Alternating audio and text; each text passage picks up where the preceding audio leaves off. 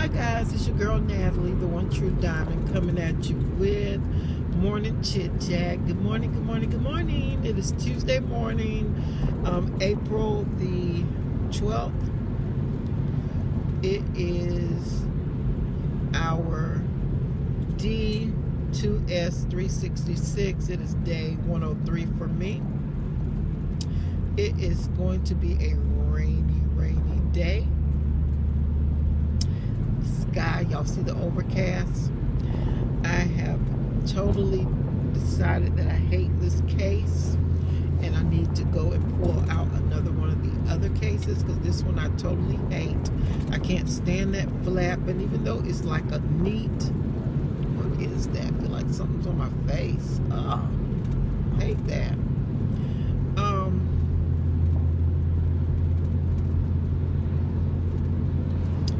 Even though it's a neat, slimline, not heavy, lightweight case, and I just like it because if I've been on my phone, I can close it down, and if someone walks into my room, like my boss, she'll never know whether I was on my phone or not, because the flap covers it up if I forget to shut it all the way down. So she can't really see what I'm doing, and she can't tell if I was on the phone or not.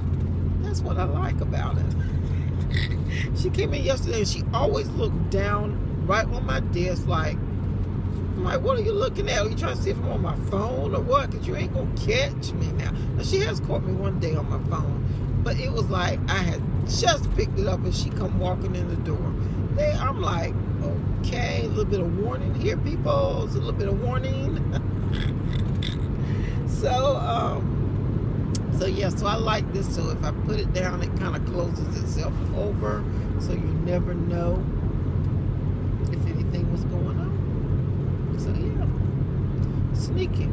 I know I should be working, but you know, who don't pick their phone up at least sometimes during their job? Now, if you're a nurse where you're on the floor working with patients, no, you can't have your phone up, because why? You're busy working and pulling it, and that's why I thank God. Thank God for the blessing, honey. Ooh.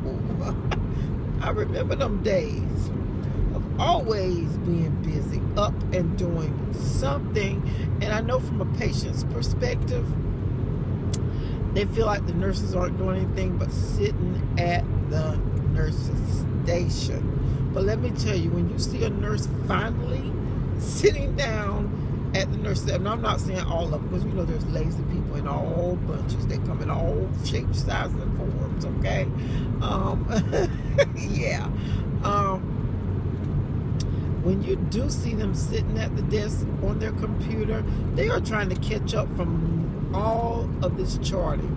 Oh my God, I do not want to go back into a hospital setting again. I like my outpatient setting. I like what I do. Yeah, I chart all day. I talk to people all day. It's sedentary, and that's not why. But the charting that these people have to do, even though they've added more on to us to chart, I guarantee you it is in no way, shape, or form like, it's in no way, shape, or form like what they do in the hospital. They have a lot, especially if they got people who have lines and drains and tubes and all this type of stuff, and oh my God, you're getting different IVs hung, and it takes a lot to document that, because you got to prove it. If something happens later on, let me tell you, them lawyers are vicious, and they pull back and look back in all records, all notes. They trace down, they wait for one little loophole. So you've always got to chart, not like you're on the defensive, but you got to chart everything. You got to cross every I and dot every T. You cannot forget anything. You cannot say, oh, I'm just going to paraphrase this, shortcut it. No, you got to make sure what you're saying is clear, it's precise, it's not open-ended. It has to be a clear statement. Like I can't say, gave Mr. Smith his 0800 medications. No.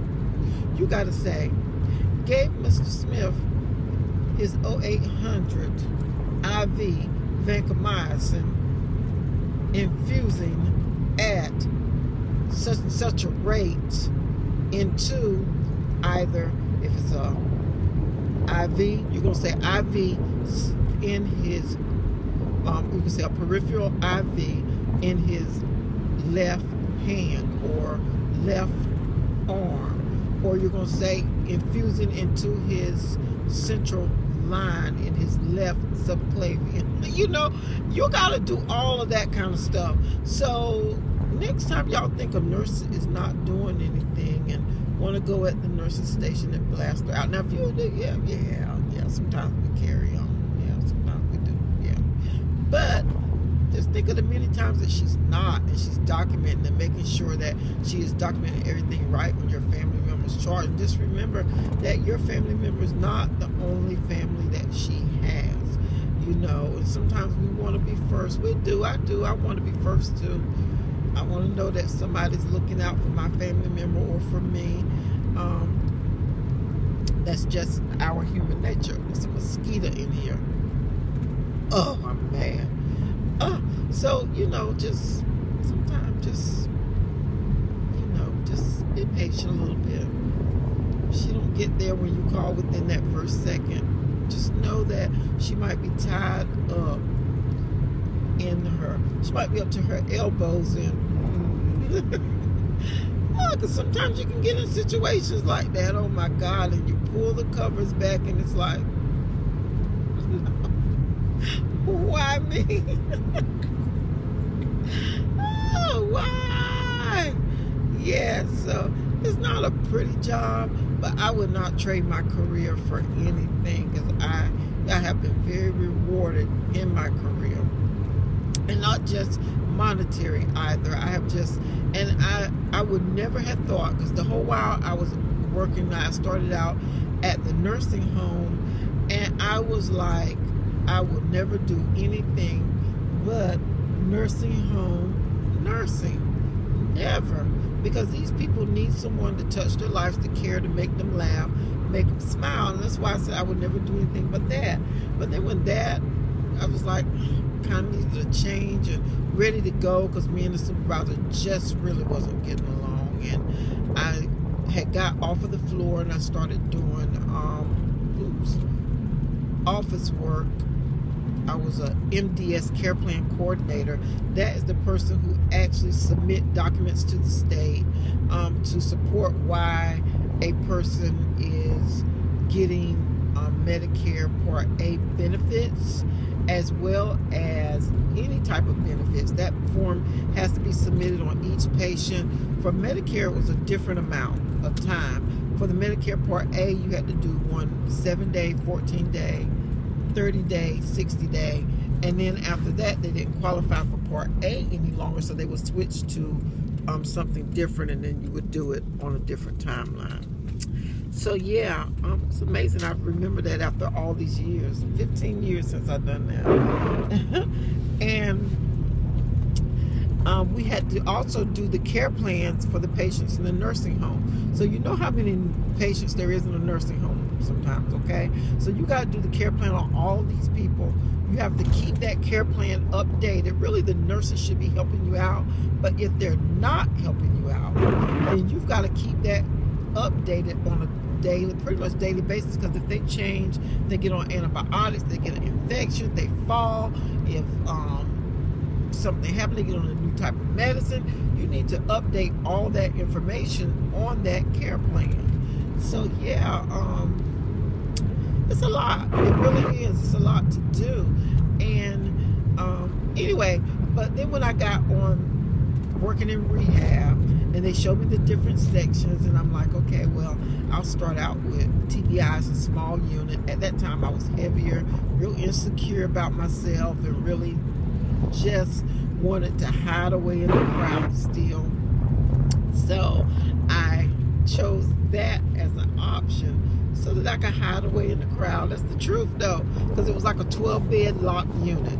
So you had to have access to get in and on, because they were traumatic brain injuries, and they didn't realize why you had them there, why you were keeping them there. They was trying to escape.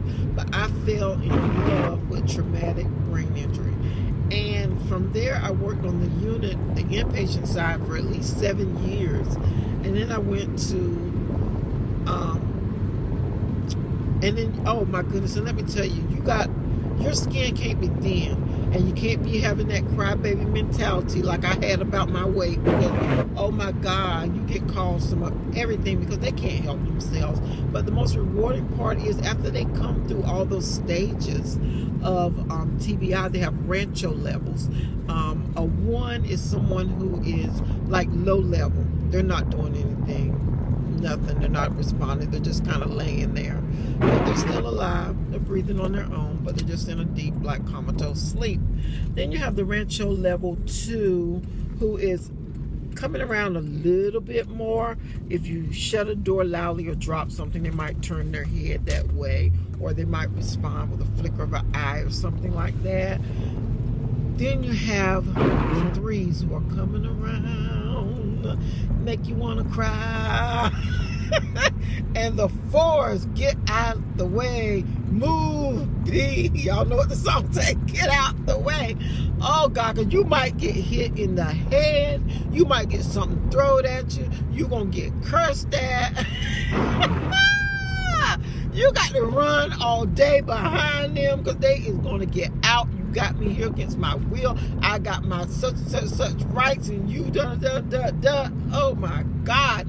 Yes, that's the stage that when they go through that, you just want to cry every morning going into work because you know you're going to get cussed out, fussed out, swung at, thrown at, something at. Oh my God. And then the best thing is, like, sometimes you want to say medication. Put them back down, put them down. But we had this doctor, and she did not believe in medicating them when they got to that stage because she said they had to work their way through it. And all I remember as being a nurse, I'm like, but all our time is spent trying to control this one patient because we only work with 2 nurses and 1 care partner on that 12-bed unit.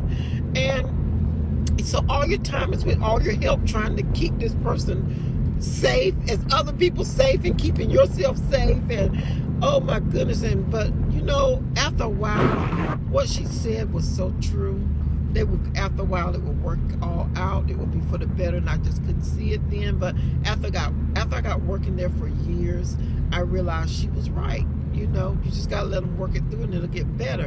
Then you have the 5s who are ready to go back into the community. They can function a little bit, not totally on their own. And then you have the 6 who can function on their own. They have done well. I have a little girl right now. I am so proud of her. She was a head injury, not a severe one, but she was a head injury. Probably started out with us like maybe 4 or 5. She was about 4 or 5 by the time she got to us, and she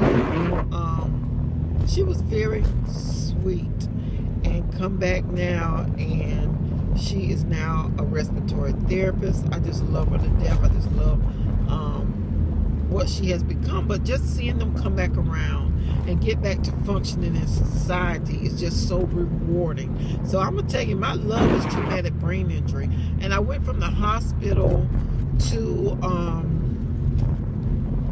outpatient.